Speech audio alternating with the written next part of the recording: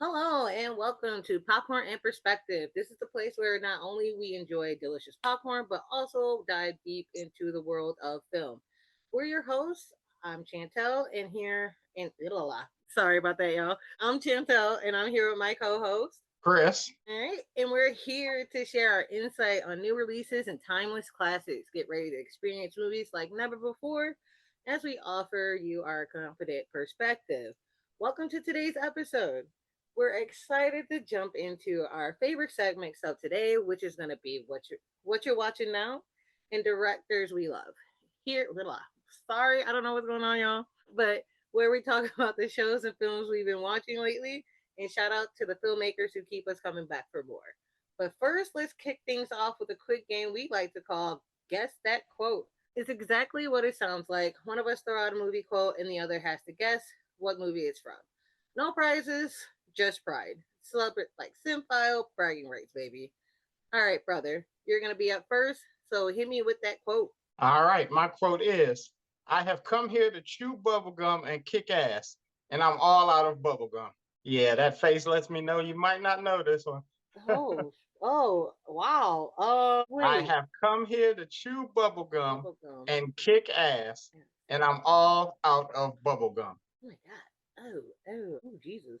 Oh, what is that? And it sounds familiar, and I'm just like, but why? I'm like, I don't even think I've ever heard that line before. It's vaguely familiar, but I'm still sitting here like, what is that from? Hold on. Wait, Take all your right, time. Take your time. hold on. Is it from, okay, is it a comic book adaptation at all of any sort? No. Yeah. Do, do, Wait, do, okay. do, do, do. Oh, God. No, it's like, it's hitting me on the tip of my tongue, but I feel like I could be wrong. It's not Kick Ass, is it? No, but that is a good one, a good guess. That is Ah, a very good guess. dang. I And hit I'm you gonna with it one feel more time. I have yes. come here to chew bubblegum and kick ass, and I am all out of bubblegum. Oh my God. Okay. Oh God. Is it like a recent film or no? No, it's from 1988, but it's a film I know you've seen. Well, I'm sure you've seen it. It's a cult classic, actually. I hate you, bubblegum and kick ass. Oh, bubblegum. Oh my God. I am And trying to. Ay, brother, you got me stumped on this one. What? all Oh right, God. it is from director John Carpenter. He also wrote it. It is when Roddy Piper said that in the movie They Live. When we put the glasses on and he saw the aliens. Okay, that I have not seen that movie. Oh That I have no! not seen. I'm sorry. I've heard of it. I just never watched Oh it. no! So Every I was like, episode, I what got all these is? adoption papers. I'm sorry. I didn't know Not- what this was. What's crazy is I've heard of this movie. That's wild. I've actually heard of They Live, yeah, and I am a fan of John Carpenter, but I've never seen exactly. this movie. I've never seen it. I'm sorry. I'm shook. And Like, I was like, oh, this is gonna be too easy. But I was like, this is one of my favorite films, and it's one of my favorite quotes. I thought you were just gonna say, oh, they live, and I was gonna be like, damn. But nah, you had me stumped because I was like, that's why I was like, this sounds familiar. It sounds, but see, I'm seeing it, definitely bro. put they live on your list. It's probably on HBO I Max or I something. will. I just looked it up and it's actually they have it on Prime Video for Oh, okay. $3.79 for rent. So It is I'm like definitely one to watch. I'm like, hey, under $4, under $5, why not? Exactly. All right, let's let's get past that one, and you go ahead and hit me with what you got. Now I My feel. Now I'm worried. dad. Now I'm worried. Okay, this one, I don't know why I always find myself quoting like a lot, and I really hope that you don't get it, but it's like one of my favorite ones. All right, so mine he's like, where am I supposed to go? Like, let me try this again. It starts with, and go where, Sharon? To hell. But until then, I suggest maybe the Four Seasons. That sounds like where it's not the other guys, is it? Okay. Definitely not, but I love that movie though. Yeah, that That's a good movie. to where Sugar Holiday is it? I can hear, and I might be wrong in thinking this guy said it. What's his name? The guy from the wedding singer, not Owen, was the other one. Are you talking about Adam Sandler? No, is it the wedding singer? Wedding Crashers. I'm sorry. Oh, are you talking about Vince Vaughn? Yeah, is he the one who said it? Oh, I'm on that boat. I'm on the wrong path on that one. Say it one more time. And go where, Sharon? To hell. Until then, I suggest maybe the Four Seasons. Is Sharon the one that said to hell? Yes. Okay. Sharon don't sound like a nice person. Dang. And go where? And go where? I know I feel like you've seen this movie, and if you haven't, it's just like, well, how not? But yeah, like I feel like you have seen this movie. You had Is to. it a comedy? No.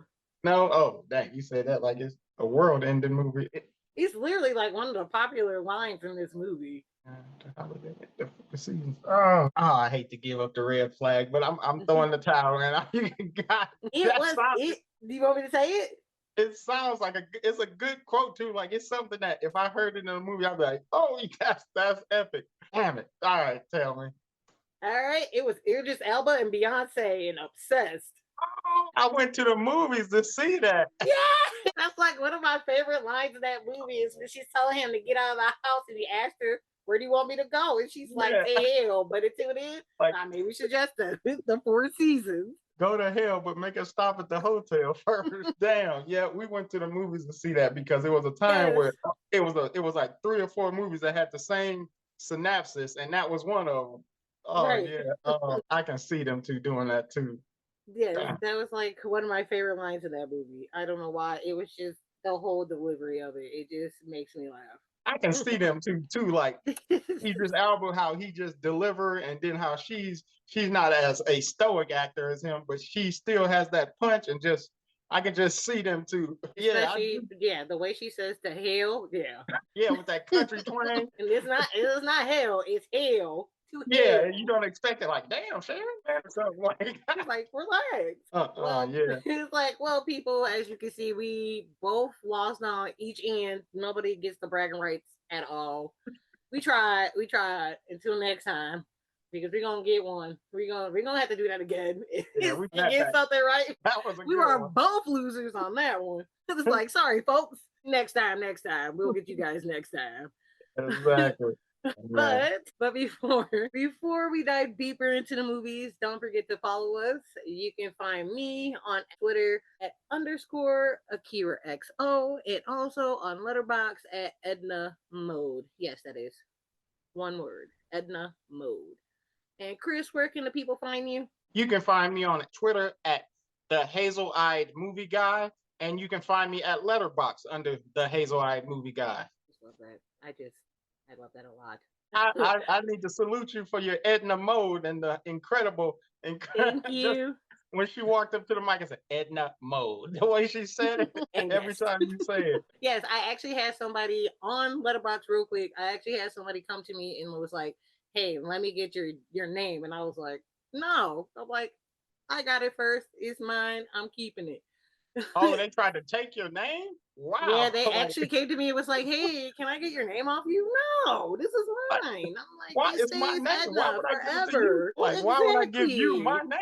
Like, right. People are crazy. But all right, y'all, let's get into it. What you're watching now. So this is the part of the show where we share what we're watching right now. Doesn't matter if it's old, new, a guilty pleasure, a masterpiece, or pure chaos. Is it it's worth talking about? We're bringing it up. So, brother, what are you watching now? What my wife and I are currently watching is a show that has us completely gripped by the neck, and it is the Netflix show Ginny and Georgia. It has 3 seasons on Netflix, and this show is filled with emotion and some other hard-hitting topics such as mental health, child abandonment, and just the struggles that a very young mother must face, and the lengths that all mothers go to in order to provide. Ginny and Georgia tells the story of Georgia Miller, a woman with a shadowy past who relocates to a small town, Wellsbury, Massachusetts. She has 2 kids with her, Jeannie, Virginia, and Austin, in hopes of starting over after her husband has a mysterious death. The series dives into the complicated relationship between the mother and daughter as Jeannie is a teenager, so she has to struggle with high school and then dealing with the past of her mother and a lost love. So everything starts to unravel once the mom's past realizes that, okay, I'm not going to stay hidden anymore. I need to let this out. And she starts having to do things that she would rather not do in order to keep them safe. The 2 main actresses in the show are Antonia Gentry, who plays the daughter Jenny, and this is her first leading role in a series, and she does amazing. And then we have Brianna Howie, who plays the mother, and she does an equally amazing job. And it's just a show that will grip you from the beginning to the end. Sometimes you'll get a little frustrated because you're like, okay, why is these kids so crazy? Why is this happening? Why is the mom so crazy? But it's just filled with murder, chaos, lies, but it all comes together to keep you tuned in. So I would highly recommend it. The son of the show, he's more of a side character until the end of season 2 when he does a huge action that shifts his perspective, and then he's a huge part of season 3. So give it a watch, guys. Ginny and Georgia on Netflix. You will not be disappointed. Yeah. Because I've heard of this story. I'm like, I've heard this show a lot. I see like a lot of memes on Twitter or X, but yeah, Yeah, I've like heard people talk about this show, and I literally, honestly, I thought it was like an overseas show. I didn't even know it was an American show. Like I literally thought this was like a UK show. Like yeah, straight up that because the way it looked, I guess I don't know, but I just remember there was like one episode, I guess, where Jenny like salutes to somebody and she like walks off, and everybody was like made fun of that like whole like scene by yeah, itself. And I'm like, I've seen it without context, so I was like, yeah, I don't know what's going on. And then I know everybody was like talking about the little boy who plays the brother because they were like, how is this kid, like still in elementary school and he looked like he a high schooler? Because I saw the yeah. Because pictures, like in he looking season like, one, yeah, he's a little boy. He fits the narrative of okay, that's her 9-year-old or 10-year-old son. But in right, season 3, he looked 30. So I'm he right. looked That's like, what I thought. and that's just Netflix waiting too long in between seasons to do something because it's like okay, he was in elementary school in season 1. Season 3, he done went to college. Like, so what are we doing? And then you see him sitting in the classroom, and he's just towering over all the other kids because even though he's still a child, but he done hit that age, he done got up there. So yeah, it's I don't know how they're gonna.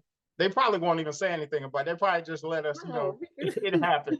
But they because like I can't they can't wait too long to give us right. season 4, or is he gonna have a full grown beard?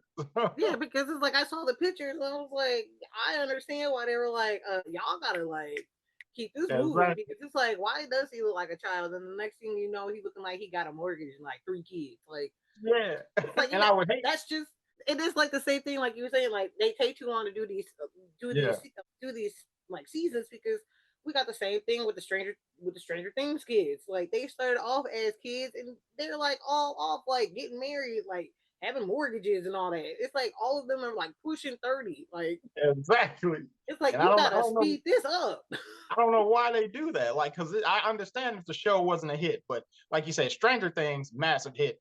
Jenny and George, it's not at the Stranger Thing level, but it's still a massive Right, hit. And like like I said, once you watch it, you'll get caught up. Like, okay, and now that it has 3 seasons, I think a lot of people who are getting into the show will be happy because season 1 is a cliffhanger. Season two is a huge cliffhanger, but it goes right into season 3, so you don't have to wait for that. And yeah, and I would hate for them to replace Austin. That's his name in real life is Diesel, but Austin, his name is on the show. I would hate for them to have to replace him because they took too long to do something like that. So that's what I thought was going to happen after season 3.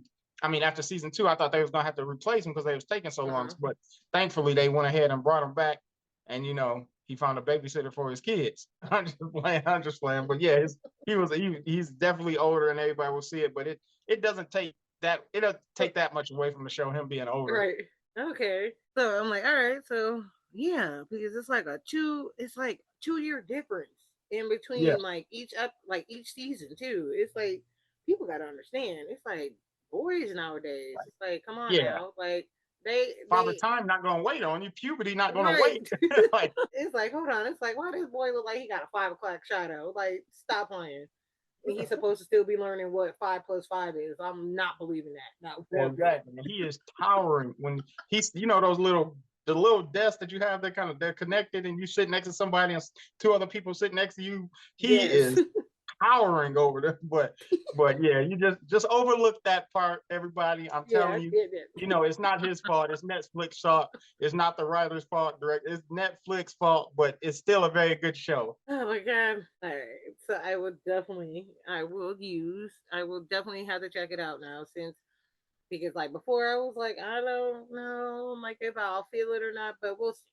We'll see. Yeah, I think you definitely will. So yeah. And so my choice of what I'm watching, I've like already said it to you already. I've spoken about it before, I think on Facebook, and I even talked about it on not Instagram, really on Instagram. But on Twitter, I've been talking about it, and I really wish I would have been watching it when it first came on. But anyways, it's the HBO Max original, The Righteous Gemstone. Like straight off the bat, I didn't think I was gonna like it too much. But first things first, let me just give y'all a little detail of what it is right now. So with The Righteous Gemstones, it's let's see. Well into the second generation of a grand televangelist tradition, the world famous gemstone family is living proof that worship pays dividends in all sizes. Patriarch Eli is the man most responsible for the tremendous success of the family's megachurch, is in mourning over the loss of his wife. Jesse, the eldest of the three grown gemstone siblings, leads to look in the family's leads to, looks to lead in his father's footsteps to find his past sins jeopardizing his family ministry. Next in line comes middle sister Judy, who secretly lives with her fiance and dreams of escaping the gemstones compound. Rounding out the dysfunctional trio is pseudo hipster Calvin, the youngest of the preachers, and a thorn in Jesse's side.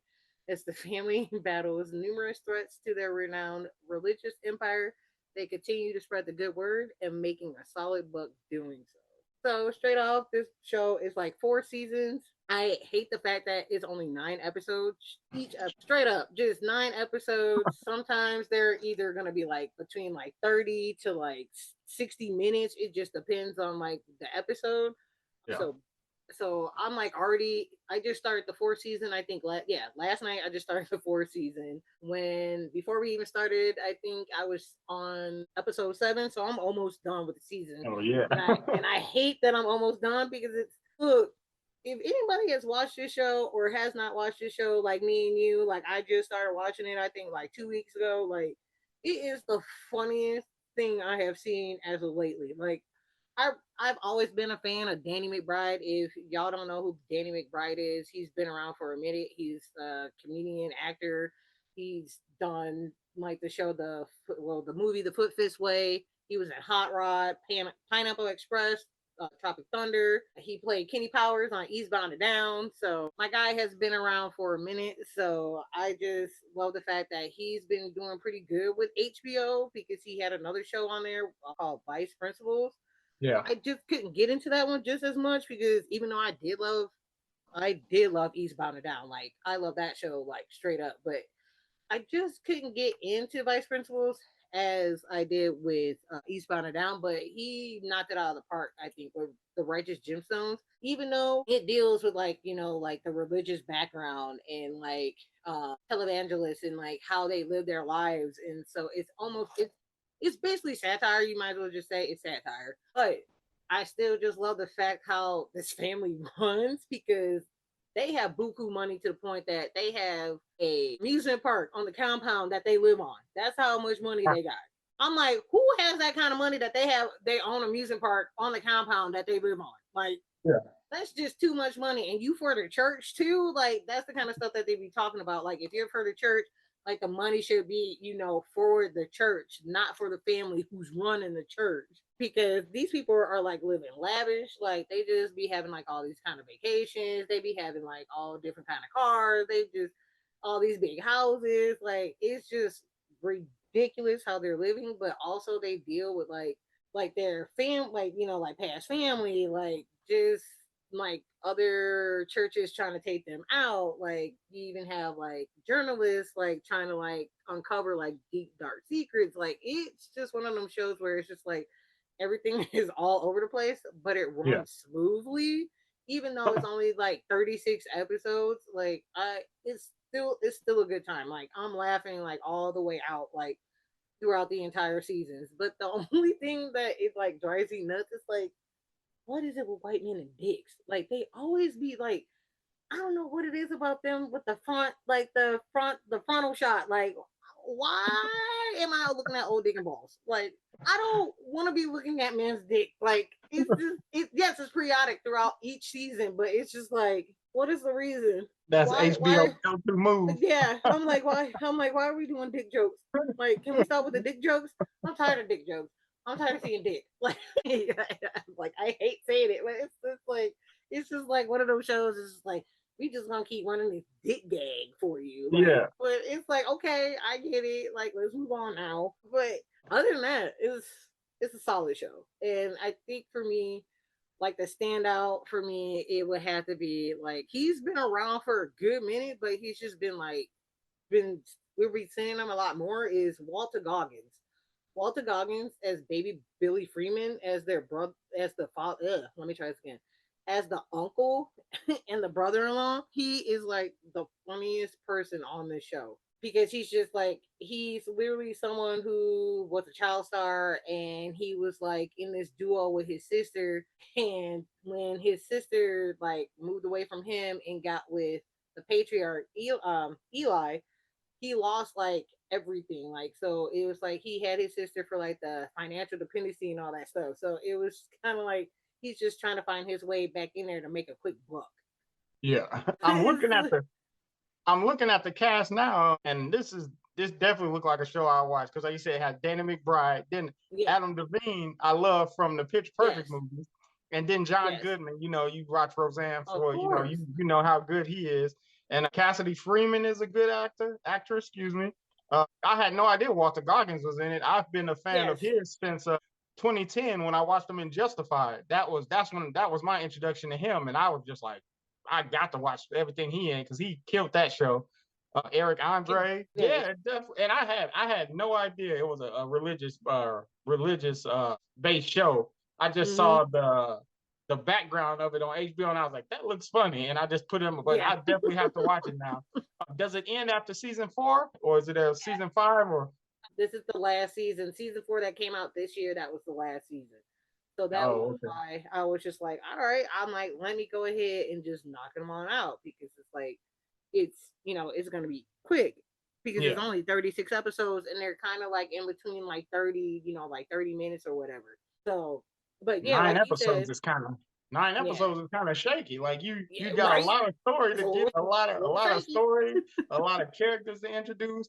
And So it is. It's a you lot. said It's, you said you're on season 4, episode 7. Is it yeah. looking like it's trending toward having a ending that makes sense, or is it just like, oh, okay, that's it? Yeah, it at this point it just literally looks like we're just like, all right, well, it's time for us to say goodbye. So we just gonna say bye, and it's just like I feel like this season, the way it's going, I feel like they could just like they could have kept it going for like 5 more. They could or like Mm, at least 3 more, like make it to yeah. like season, episode 12 or something, just to wrap it up. I haven't got towards the end quite. I'm towards the end, but I'm like I haven't got to that, to like okay, like how are y'all gonna end this? Because it's like only got three, yeah, I only got 2 episodes left. So Yeah. it's like how are we gonna like it's like how are we gonna say goodbye on this? Like and how y'all gonna wrap it up neatly with a bow? Like I don't It know. don't sound It's like like they going to. They just gonna give you that. yeah. Okay, this is it, and then you're on. You choose your own adventure story. Your imagination is what happens next. So All it's right. been so many shows that do that.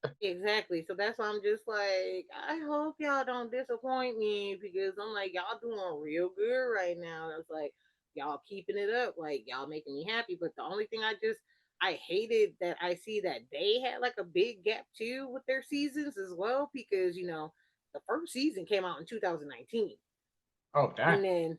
then the second season came out 3 years later because with COVID and everything. Yeah. So they didn't come back until 2022. And then they gave us then they did the third season, which was in 2023, and then they skipped a year, and then they came back for this year, and then they're done.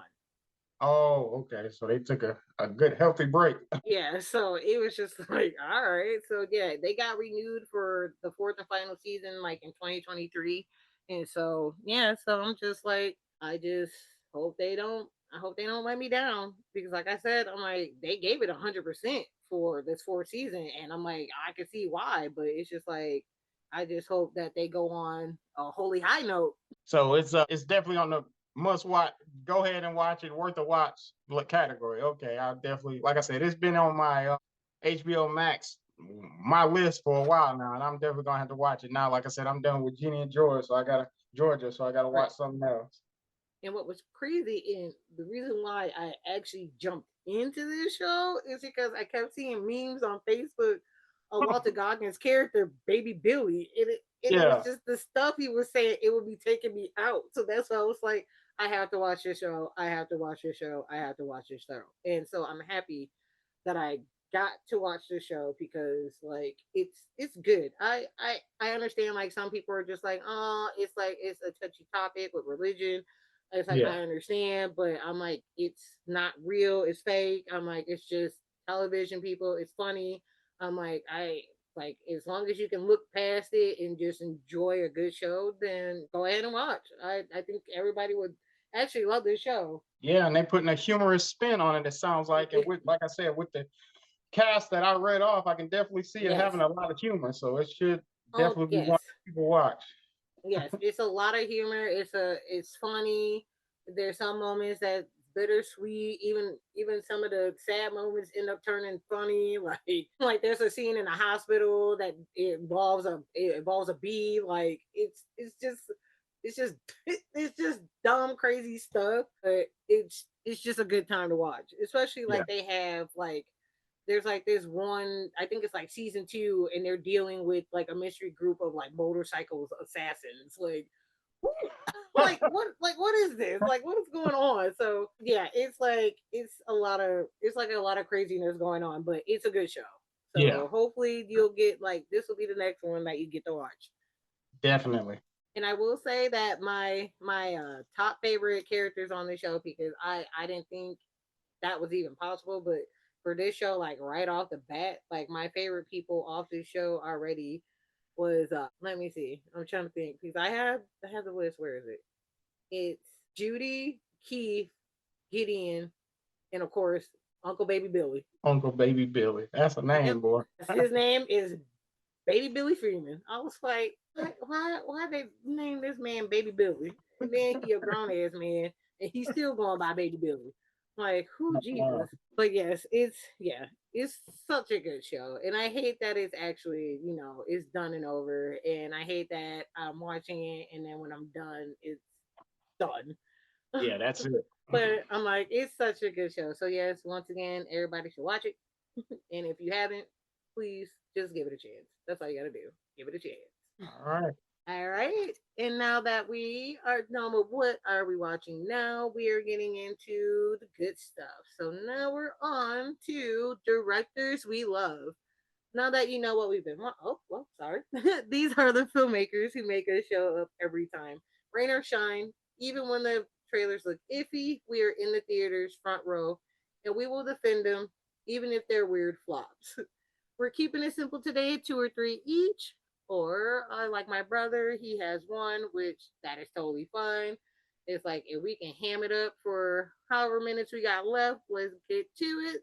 So, Chris, who are some other directors or directors you write for? All right. The director that I decided to speak on in this section is an American film director who has received 3 Academy Award nominations for Best Director. One for The Curious Case of Benjamin Button in 2008, another for The Social Network in 2010, and lastly, Mank, spelled Mank, in 2020.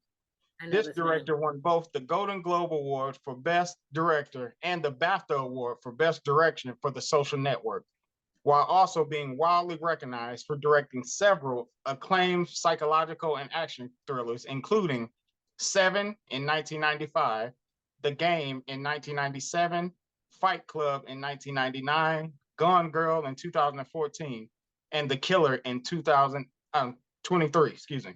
His work in the mystery thriller genre includes Zodiac and The Girl with the Dragon Tattoo in 2011. That director is none other than Mr. David Fincher. And I know that many of you, and I know you also, Chantal, have seen so many of those movies I just named off because they're some of the great films that are out there right now. And now, why am I a fan of David Fincher's direction? Well, it's mostly because of his directing style, especially when it comes to psychological thrillers and the dramas, as they are more than likely dark and atmospheric visuals But the key things that get me about him is his heightened storytelling and the way he has just keen eagle eye as far as the detail and his orientated approach, like his ability to really dive into what is the human psyche and really pull at the character strings from within, like in Seven, Gone Girl, and Zodiac, is a shining that just always catches my eye. And a fun fact that I found out about him, before becoming a feature film director, he was a music video artist, a music video director for artists like Madonna, Michael Jackson, and the Rolling Stones. So he's just Oh, okay. shining on two ends. Like he's not just out here. He wasn't just out there doing it for like, oh, this band is coming up. No, he was doing it for some of the greats before he started Right. writing and directing great stuff. So yeah, definitely clapping it up for David Fincher, because once I started to look into him, I was like, wow, I love so many of this man's movies, and That's so right. yeah, and like I said, I know you've seen many of those. Oh yeah, of course. Like David Fincher is definitely one of my favorite directors out there. I'm surprised you didn't say Alien 3. That was his first movie. Oh, true that. True. Yes, you are correct. Even though we don't talk about Alien 3. We don't talk about it. We just leave it to the wayside. It's like, sorry, sir, that had to be your first movie. Like, we understand you got to have your start somewhere, but it's just one of those movies we really don't talk about. But yes, Seven, most definitely. Like, who doesn't love Seven? Like, what's in the box? Exactly. Like Fight Club, of course, Panic Room, Zodiac. Don't even get me started on the girl with the dragon tattoo. Like Oh yeah. I was a fan. I was a fan of the books. Like the books are amazing.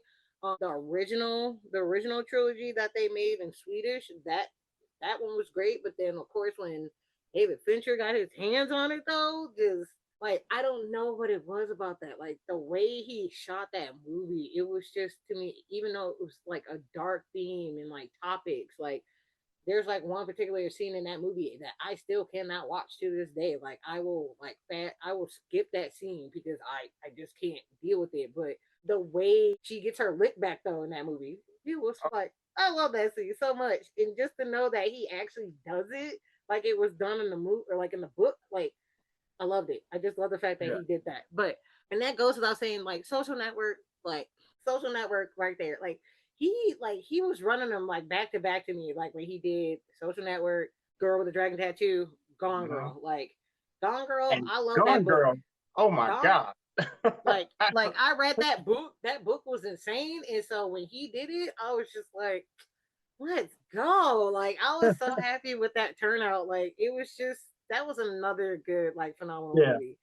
And then like when he came back out, like I didn't get a chance to watch Mank. Like I saw how big it was at the Oscars and everything, but I Yeah. just didn't have a chance to see that one.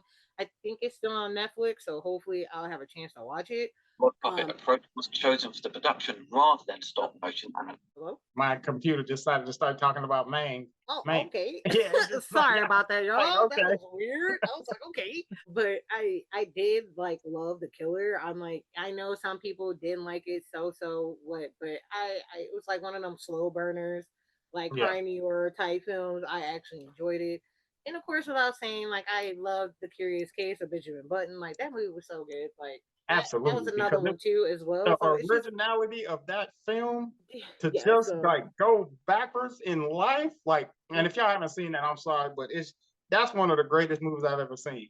mhm. And like it's like him and Brad Pitt are such good friends that they when they connect in movies, they don't miss. And like that one was such a good one. I don't know why I just figured. Why did I just realize that? I'm so dumb. Seven, What? Fight Club, Oh yeah, The yeah. Curious Case of Benjamin Button. I was like, yeah, that's right. They did work together more than once. Yeah, they don't But miss. but yeah, like all three of the movies are great. So I keep forgetting that Panic Room was his movie. Like, and Jodie, yeah, and Kristen Stewart as her daughter. Like seriously, I didn't know that was one of his. yeah, I love that movie because yeah, even though it was just like they locked up in this brownstone, but that movie was still like one of And the attention to detail in that, and like all yeah, of them. Oh, like you said, they have one set real room, one place they're gonna be at shooting, but the attention to detail and everything around, like it makes you seem hmm like they're in a whole bunch of other places So yeah, Right. I did not know that. That fits him though. Exactly. So it's like this man is like perfect when it like just comes to like shooting. Like he's just really good when it comes to like them psychological thrillers. Like I Yeah. don't know if anybody can touch him when it comes to those kind of movies. Just like the shooting, just the lighting, the mood, the tone, just he hits it like every time. Like you said, he doesn't miss. Like he doesn't miss. And I didn't even know that he started off in music videos. Like Yeah. did not know that. Like I had I think that's like the coolest thing to me when they like started off at that. But he also did like TV commercials for like Levi, Converse, Nike, Pepsi. Like didn't even. But he said that he didn't like doing them though. Like he hated it. And it's just crazy. It's like, but you gotta have your start somewhere, you know. Like sometimes it's like your starts aren't always gonna be the best, but it's just like yeah. where you go after is like And he soared. He went from it's commercials like to yo. music videos to some of the top artists, and now he's one of the top directors and one of the top TV show people because he did Mindhunter in 2017. He did Love, Death, and Robots. I know you know about that one. And Yes. he did House of Cards back in 2013, and that was a hit. Right, which I didn't even know like some of these were like his shows until like, because like I didn't even know like Mindhunter was his until Yeah, I like and I was like, oh, I'm like, that's pretty dope. And I know that they're talking about trying to bring that back too as well. yeah, yep, yep. Because I know And people were like I'm a big fan upset. of Love. I'm a big fan of Love, Death, and Robots, and I just never put two and two together that was his, or like because it like House of Hmm. Cards, Love, Death, and Robots, Mindhunter. They're all different, and like, but that's just what he does. Like he delivers. What I see the excitement on your face. What I happened? forgot. I totally forgot the last music video that he did. And shout out to my friend Grayson because he was the one who kind of had to tell me about this because I didn't even know. He did the music video for Justin Timberlake and Jay Z for Suit and Tie. Are you serious? I totally forgot about that. That was the last music video that he did, and it totally makes sense because I mean he worked with Justin Timberlake in Social Network, so I'm just like I True, totally true. forgot about this. I totally forgot about that. He literally did the video for Suit and Tie. Totally forgot. But I'm yeah. looking at it right now. He did Say You Will, Foreigner, which is a hit, Mhm. obviously. He did Vogue for Madonna, Paula Abdul, It's Just the Way That You Love Me, Shattered Dream, Johnny Hates Jazz. Yes. He just he Mhm. just started out strong and just didn't miss. He might have hated those commercials, Exactly. but I'm sure those are some of the best commercials out there too. Because he just kept going. Yes, it's crazy. It's like because my first time knowing who he was I want to say yeah, it was Fight Club because Uh-huh. I was still too young for like Alien 3. Even though I watched Alien 3, I Yeah. just didn't really like pay attention to like who the directors were.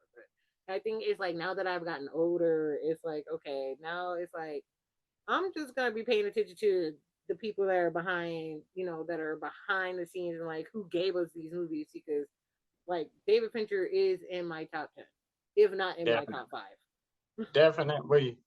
After I saw The Curious Case of Benjamin Button, I was hooked. I was like, yep, because that is something like how do you even think about something like that? Let's make a movie about a man. He's grown, and then just let's have him go backwards. And then let's have the woman he loved take care of him the whole time.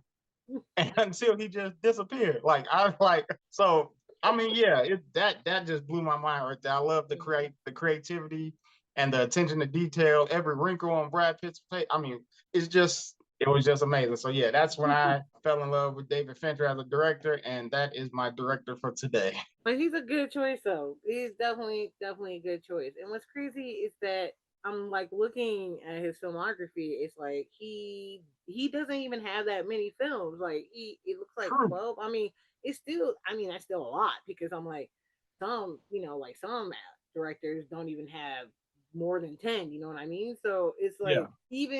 it's like even with Alien 3, it's like if you just cut that one right off, it's like the rest of his lineup is like the rest of his lineup was definitely bankable. And then on top of that, they were all good movies. Yeah, exactly. Like and it's like he's definitely one of them directors who, like you said, it's just I have to like just have to keep regurgitating it. People, this man does not miss. He does not miss And at and all. Alien 3 I mean, like you said, don't get talked about. You just look at it and go. But it wasn't John Carter. So let's just say that it's not Alien 3 is not John Carter. So it's not like the flop that is John Carter. It's still watchable. That's all. But Right. like you said, his filmography is just long, and he has hit after hit after hit. There's directors out there who have as many hits, who have as many movies as he do, and nine Right. of them are flops. So Right. and they only have the three or four that are good, but he just has not missed. And I will definitely be sitting in front row at anytime he come out with a movie from now on. Exactly. That's how I am too. So like he doesn't have one coming out, which is kind of upsetting because I would love to see him do something else. Like, please give us something else, sir. Please, please, please, please, please.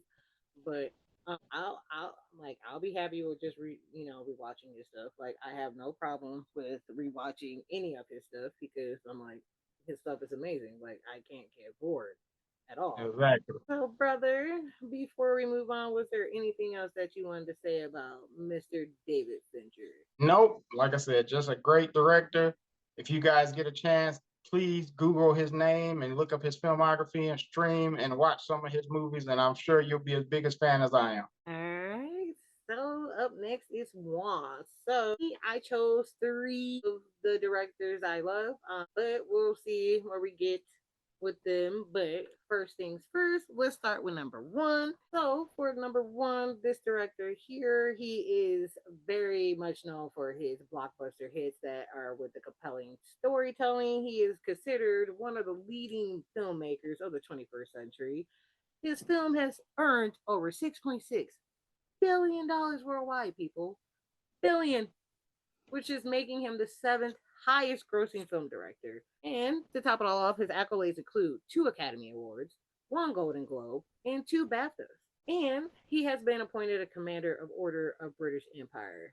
And he has directed Memento, Insomnia, The Dark Knight Trilogy, The Prestige, Inception, and last but not last, the last winner of, for me, the best picture because Honora won this year. Hated it. I'm sorry. But last year's winner, Oppenheimer. My favorite director so far, as of lately, is going to be Christopher Nolan. Sir, Christopher Nolan. This man has been around for a good minute. He started out in I could say what, early 2000s. I really didn't know of him just quite yet, probably until The Dark Knight. Well, first things first, it wasn't The Dark Knight, it was actually Batman Begins, and then The Dark Knight. But Okay. so I really didn't know anything of his work until we got into the Batman era for him. I really wasn't into trying to get into Batman again, but he made me get back into it because of the way it was shot. Like it was just, I guess you could say, everything how it was just structured. It just seemed so unconventional and it didn't feel like a comic book, like, like how comic book films feel. Like you were watching any of those, it was like you were watching like a gritty drama about a man who becomes a superhero or a vigilante, you may say. But when I really fell in love with him was The Prestige. I don't know if anybody has seen this movie, brother. Please tell me you've seen The Prestige. I have, and I was going to let you finish talking, and I was going to say, if she doesn't say The Prestige, that's going to be the first thing I say, Earth. because yes, that Yes. is one of the best movies. Yes. Yes. So for the people who have not seen Prestige, is basically about two men who are rival musicians in Victorian London, and they feud over a perfect teleportation illusion. Like, y'all, you have Hugh Jackman, Christian Bale, Michael Yes. Caine, Scarlett Johansson, even Rebecca Hall, Andy Serkis, and even the late great David Bowie as Tesla. Like, this movie was so great to me. It was just the way it just played out. Like, you have these two men who started off as friends who was great at magic, and he just turns it on its head to something more than just two friends that are rivals. It became a psychological thriller. Like, you can tell who was playing who or who was doing what. Like, the twist in that movie was so ramped. Like, Yes. I just fell in love with this movie like repeatedly. Like, I think I probably maybe watched this film. I can't even tell you how many times. Like, if it's on TV, I have to watch it because So good. It's just one of them films that you just have to watch more than once, and it's like you can never get bored with it. Like it's never like a disappointment, like at all. Like it was one of them films that were just like, wow. It's like I can see why he is good at what he does. So, I remember going to the movies to see it, and after the movie, mm, I was just like, "Wow!" And just like my mind was just racing over everything, and it was just right. crazy. Yeah, this crazy good movie. Definitely, if you have not seen The Prestige, find it where Mm-hmm. it's streaming. Sit down and watch it, and prepare to get blown away. And then I think after the Prestige, of course, you have the Dark Knight, which is my favorite out of the trilogy for Dark Knight. Like that one to me, just that first opening shot of the mask and it's Joker, and it's just, but you don't know that it's him. It was perfect. And then just all the way out through that whole entire film, it was just really big. And I think for me, I don't think I've ever seen a movie that big before in my life on that kind of a grand scale. Because once again, it's like it's a comic book movie, but it doesn't feel like a comic book movie. It's like you're watching some gritty drama about some mayhem going on in this city called Gotham, and you have like this vigilante who's just like fighting crime. Like it does not feel like like a comic book movie. Like how Yeah, I'm like, as much as I love Marvel, don't get me wrong, I love Marvel, but those movies feel like comic book movies. But when he got a hold of Batman and did it his way, it was phenomenal. He made it into a crime drama, but then he kind of made it more like he had the realism in it. Like he made the movie feel real. Like this is like real life. Like these are the kind of things that can actually happen in these yeah, like in this kind of world. So that's why I just love to see like the chaos that he created in this movie, and then even the movies to me that didn't make sense, like Inception, Interstellar, Tenet. But these movies are so great, and it's like sometimes you may have to watch some of his movies a few times just to understand them. And I think that's why I love the way he does his films, like from just the different construct of narratives and like narrativism. Like he makes you think. That's what it is. yeah, I feel like in some of his movies, he literally makes you think. Like you're literally like thinking about that movie, and you're still trying to figure it out. Like he's that kind of a director to me. Like yeah, he's just it's kind of grand because I was like real shocked that when he didn't get nominated for best director for Inception, I was just yeah. like, I'm like, how the hell did y'all not like? Did we watch the same movie? I think that movie. I think it went over a lot of their heads because that should have 100% been nominated and probably won because that movie is phenomenal. That's a great Right. movie. And It's like I understand the mm-hmm. twist of it and everything. People don't understand. Which I mean, I would. I'm not a freaking genius. I didn't know Right. everything he was trying to do. But Right. upon watching it a second time and sitting there and just thinking, I got it. And it's above and beyond. It's because it's just the thought process to do something like that to confuse Mm-hmm. people so much to have them thinking like one person can think and see okay this is what happened and another person can say no this is what happened and they can both be right Right. is the crazy part and that's why that movie was so great and to this day it's still like I said one of up there one of my favorites. Same. And alongside with Inception, I'm trying to remember.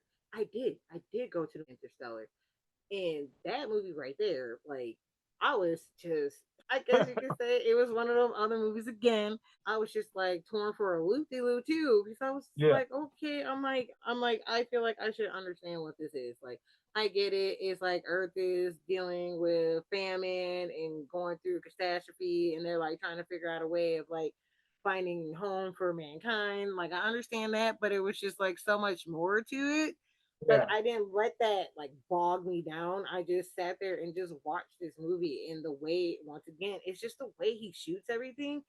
Like I said, he shoots everything like at a grand scale. Like everything has to be big. Like, of course, like if you're at the theaters, everything has to be big. Like, I don't want to feel like I'm sitting at home watching it on my yeah, TV. Like, I want this to be like on a big screen. Like, and for Interstellar, like that's how his movies feel. They just feel big, like all the time. Like he wants to make you feel like you're engulfed inside the movie. Like it's like a great feeling because it's like you do get lost, and I think That's why another reason why I fell in love with Oppenheimer as well, because everything, once again, everything is just big. Everything is just Yeah, grand.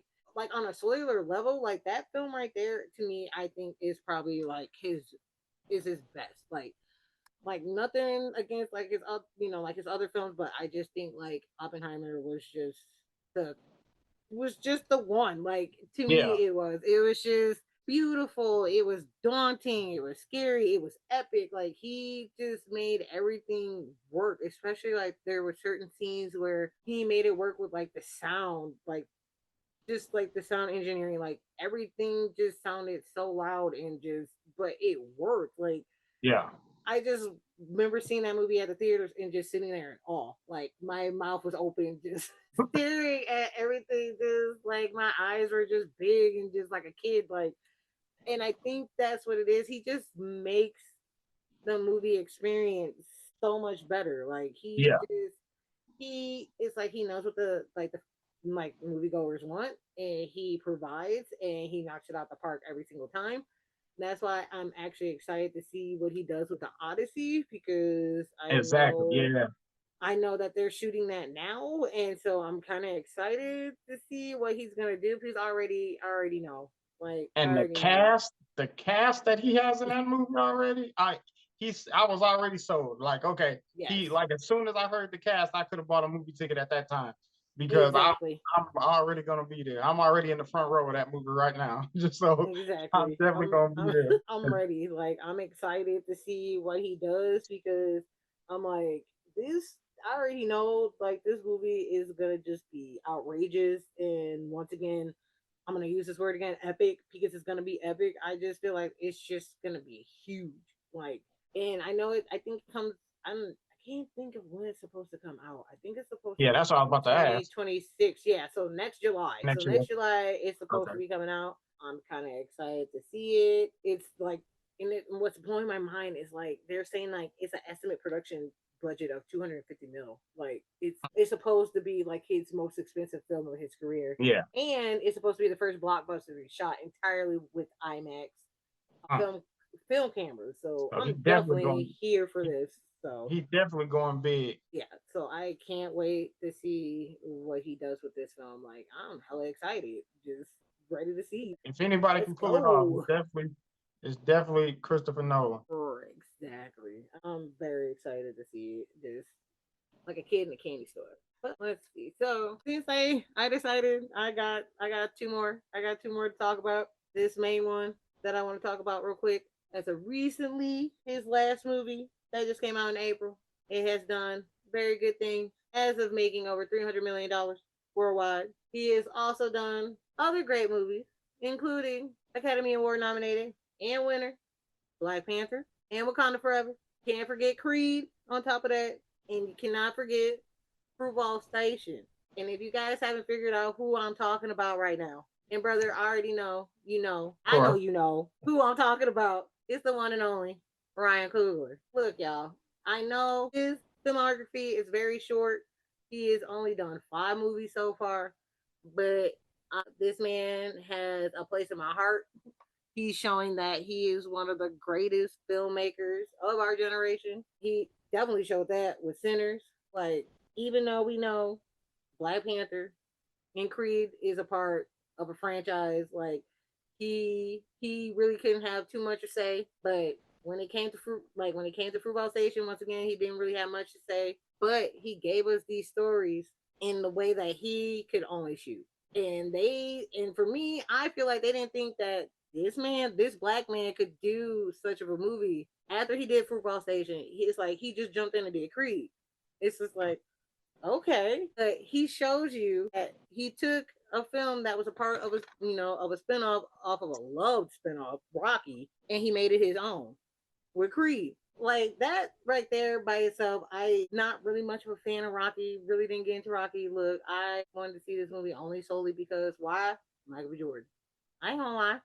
That's the only reason I wanted to see it. I ain't gonna lie about that. But to know that Ryan Coogler was a part of it, I was like, all right, let's see. He didn't like only give us a movie that was about boxing. He gave us a movie about family. He gave us a movie about legacy. Like he made the movie work. He made the movie feel intimate. and also on a big scale as well because it's a boxing movie, it's a sports movie. Like even in the ring, he made it feel intimate. Like it didn't feel like oh, it's just a boxing match. We're going back and forth, whatever, whatever. He just made these movies just feel, like they didn't have to be big to be, to be big. They could be intimate.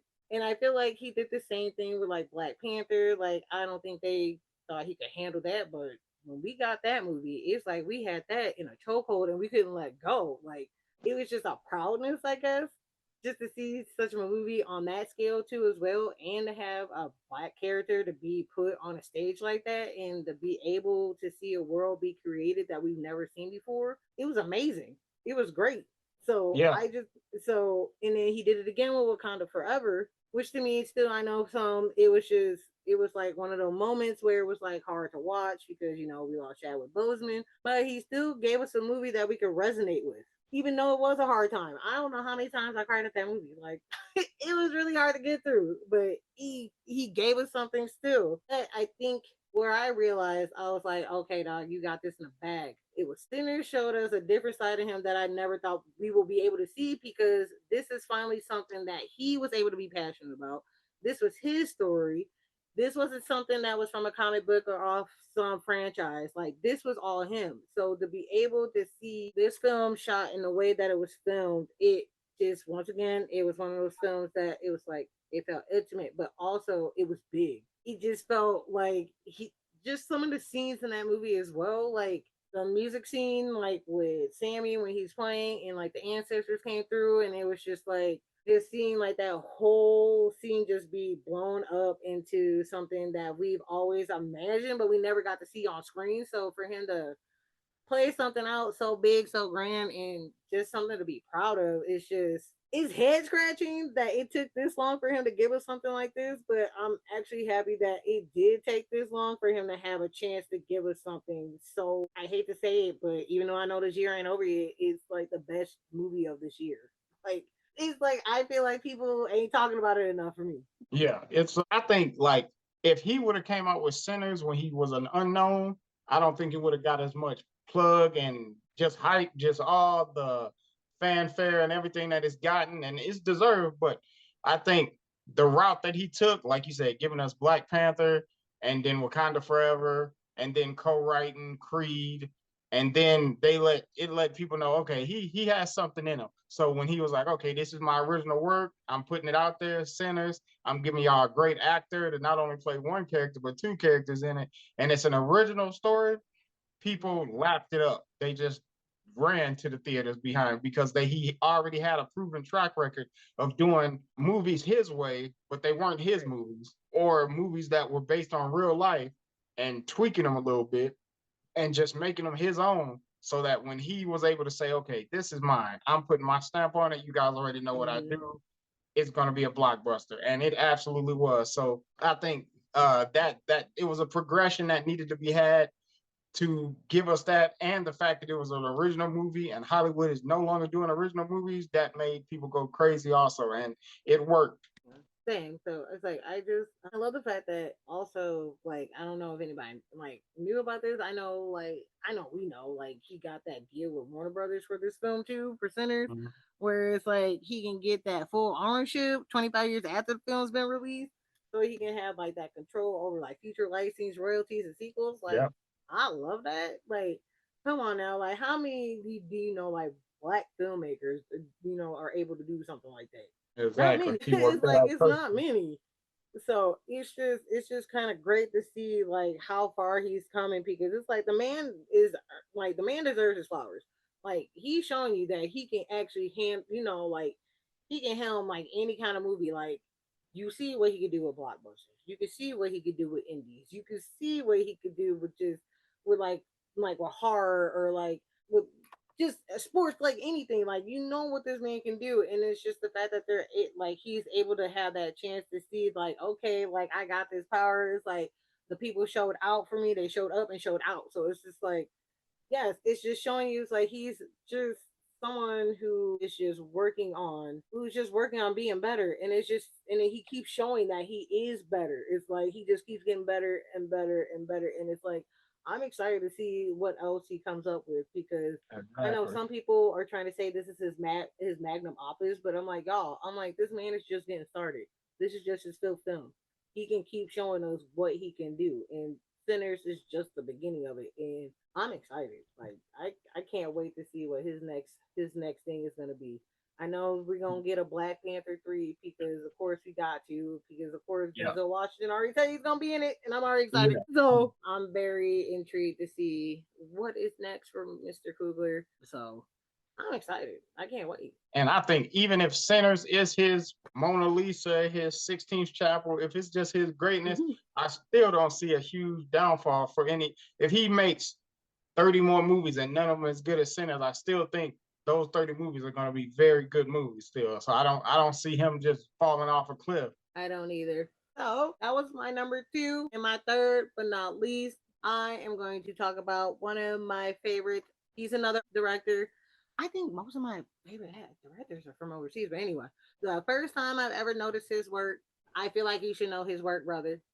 But the first was the movie that came out 20, almost, yeah, over 20 years ago. This little zombie film that has a little piece of my heart, Shaun of the Dead, which is a part of the Three Flavors Cornetto trilogy, which includes Uh-huh. Hot Fuzz, The World's End. He also gave us one of my favorite underrated films. I feel like a lot of people probably has not seen, but they do need to see if they have not seen it. Scott Pilgrim versus the World. He even was supposed to do Ant-Man, but it's all right. He still co-wrote the screenplay for it, and he also gave us the action film Baby Driver. And if you don't know who I'm talking about, I am talking about one of the greatest men of all time, Edgar Wright. Edgar Wright is one of my favorite British directors. Like this man, when it comes to like fast pace and like kinetic, like just chaotic kind of a feel of a film, like his dolly shots are like phenomenal. Like especially when you watch Shaun of the Dead, like all his dolly shots in them film, like in his films, are like the greatest thing on earth. It's like even though like sometimes you can get a little, over like zealous with the dolly shots, but with Edgar Wright, he uses them like so perfectly in his movies that they work. And I love the fact that like his satirical genres, like when he did Shaun of the Dead, which of course that's the zombie film, where Uh-huh. he makes little fun with like how the genre feel, like the genre like zombies wasn't really taking over just quite yet. It was kind of like the start of it, but I just love the fact of just making fun and poking fun, like with Hot Fuzz. You have like the buddy cop genre, which is hilarious, and then of course with the world ends is like it's sci-fi. You deal with aliens, robots, stuff like that. So I love how those three films were shot, and I love how he uses almost like the same actors in each film. There may be like a little bit of a switch in like the actors, but it's usually like the same people. And I just love how it's like Simon Pegg and Nick Frost. They're like either like friends or like not friends, people that don't get along anymore. Like it's just he has the story be about like either about like people who are dealing with like like personal issues or like friends who are like falling apart or like relationships that are struggling but trying to make amends, all while it's like chaos in the background. Like it's never anything that's subtle, anything that's like quiet. It's just like everything is always go go go, fast fast fast, and everything he usually does is hilarious. Like, if you haven't seen the Cornetto trilogy, you have to check all three of those movies out. I remember showing like a group of friends Shaun of the Dead. Nobody got it. I was upset. I'm like, y'all need to get down with the British dry sense of humor. Like, I need y'all to focus. Like, this movie is hilarious. Like, I was so upset. I was like, I will never show my friends ever again a movie that is like a favorite of mine. Me and mom loves his work. Scott Pilgrim versus the World. Like, I if Shaun of the Dead is not my number one, I will have to say Scott Pilgrim is like battling with it because that is like one of the main movies that I could probably quote without even looking up at the TV to like know what's going on. Like I know that movie like word for word. Like and now that movie was fun. Like he made that movie just light, just bright, colorful, just wild, crazy, just rambunctious, just a lot of fun. Just it was just one of those films that you can just watch and never get bored with because it was Yeah. just it was hilarious. Like there was never a dull moment. Like that movie was just like every moment it was just like you're trying to see what's happening because so much is going on. And then the same with Baby Driver. Like Baby Driver was like he couldn't miss with that. Like that movie to me is probably one of the best like horror movies like for me in like in this generation. To me it's like it's better than Fast and Furious. Look, it's too many Fast and Furious movies for it to be like just one of the movies like okay these movies are stupid and dumb, but it's like Yeah. then you have Baby Driver where it's similar to that but it's not similar to it. It's just has that fast car like someone could drive like that kind of thing. So, but it was just that how everything was shot. I love how like in some of the scenes where the music matched up with like some of the stuff like the characters were doing or like the cars were doing or like I think there was one shot where it was like the two like antagonists like were like shooting guns and it was going to the beat of the music. Like I like that kind of certain stuff that you notice like he does it like with Shaun of the Dead, like in the scene in the pub where they're like beating like the owner with the pool sticks and it's to the beat that Don't Stop Me Now by Queen. Like it's like just the certain stuff that he does that he like, you see carry out in like his other movies, which I love. It's just like there's some of the certain things that he does that are like they're funny, they're hilarious, and then it's like sometimes this stuff can be a little bittersweet, like on certain things, like with like the Cornetto trilogy and like Baby Driver and stuff like that. And then he did kind of like go left for me when he did the movie Last Night in Soho, but Yeah. I actually liked that movie. I was like a little surprised by it though because I thought people would have liked it a little bit more than what people actually did. It was a little kooky, like the way the twist was. I think I just didn't like the twist so much. If Have you seen this movie at all? I have not seen Last Night in Soho. I've seen everything else you talked about, but that's one I have not seen. Yeah, this one I actually did enjoy. It was just I think the back and forth, I think it was just a little bit rocky, Yeah. but I still enjoyed it. Like it could have just been a little bit better. Like it just I felt like it was just scratching like at the surface. It wasn't like going beneath it. But I think it still did a lot of fun with like the time travel because it Yeah. does deal with a little bit of time travel and it's I guess you could say it is a horror. I don't think it's really much of a horror. I think it's more like suspenseful, if anything. But it's not too bad of a movie. I would say check it out. Yeah, I actually have the physical copy of it sitting on my Oh, okay. Well, yeah. I'm like, in well, my DVD stand, so I just have not yeah. got. I would be like, yeah. I would say, please watch it. But yeah, I keep forgetting that he did write the Adventures of Tintin, the one Oh, that didn't? Steven Spielberg did. He wrote the story for that one. I really didn't watch that one too much because I mean I'm like it's Tintin and I really didn't get into Tintin. But yeah, he did that one. But I'm also kind of excited because his next movie is The Running Man. I don't do you remember the first one? I do with Arnold Schwarzenegger. Of course, I Yeah, do. That's a yeah. great So movie. so I'm kind of excited to see how they do this because Glenn Powell is going to be the Running Man. So Oh, yeah, he so he's yeah, getting a lot of shine right now. So yeah, exactly. he won't be So Arnold, but he'll do good at it. and so I'm kind of excited to see because this movie comes out in November, so that's really not that far Oh, it's coming away. out this year. Yeah. I know it's a Running Man 2025, but I thought that's when they were going to start what they, but they, I thought that's when they were going to start filming of it this year, but they've already pretty much wrapped if it's coming out in November. Oh yeah, they wrapped in March of this Okay. year. Oh, damn. Yeah. Hang on, 2 6. All right. So yeah, they started filming last year and finished in March. So Oh, okay. Okay. And yeah, like you said, Shaun of the Dead is one of my favorites. Hot Fuzz is one of my favorites. The World's End is hilariously ridiculous. But Shaun of the Dead, that's when I can quote like, Sean, you've got red on you. I've dinged it when he smashed up that car he wasn't even supposed to drive. I mean, the car that he only was supposed to watch so he can drive the other yeah, he was car. like, it was pot. He's like, yeah, Yeah, guess right. we'll have to take the Jag then. Like, you know what you were Exactly. doing with that, man. You wanted that Jag. That's what that was. Yeah, And I'm sorry, I just love the fact that in that movie, that movie too, it's just the scene where like Sean comes out with with like Yvonne and what is it, Siobhan?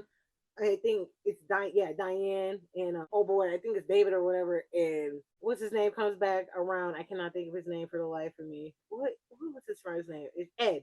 When Uh, squealing up to the front of the building, he's like, "What's up, niggas?" So it's just like, did they really let that get away with that? Either exactly. way, I just like how they all looked at how they all looked at Sean, and Sean just looked disappointed, like I can't believe you just said that. But I just love the fact that they got away with that because Yeah. to me, I thought that part was funny. I don't care. I'm like, I found hilarity in it. I thought it was funny.